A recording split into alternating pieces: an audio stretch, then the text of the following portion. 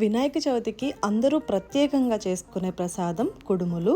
వినాయకుడికి ఎంతో ఇష్టమైన ఈ కుడుముల రెసిపీని ఈజీ అండ్ టేస్టీగా ఎలా చేసుకోవాలో చూపిస్తాను. ముందుగా 2 టేబుల్ స్పూన్ పచ్చిశనగపప్పుని ఒక హాఫ్ అన్ అవర్ నానబెట్టుకుని పక్కన పెట్టుకోవాలి. ఇప్పుడు స్టవ్ ఆన్ చేసి కడాయిలో 2 టేబుల్ స్పూన్ గీ హీట్ చేసుకుని 1 టీ స్పూన్ జీలకర్ర అలానే ముందుగా సోక్ చేసి పెట్టుకున్న పచ్చిశనగపప్పు యాడ్ చేసి ఒక 2 నిమిషాలు ఫ్రై అయిన తర్వాత 1 కప్ బియ్యం రవ్వ యాడ్ చేసి మరొక 2 మినిట్స్ ఫ్రై చేసుకుని 1 కప్ బియ్యం రవ్వకి 2.5 కప్స్ వాటర్ యాడ్ చేసుకుని తగినంత సాల్ట్ యాడ్ చేసి మూత పెట్టి మీడియం ఫ్లేమ్ లో ఒక 10 మినిట్స్ కుక్ చేసుకోవాలి. 10 మినిట్స్ తర్వాత చూస్తే మంచిగా కుక్ అయిపోయి ఉంటుంది.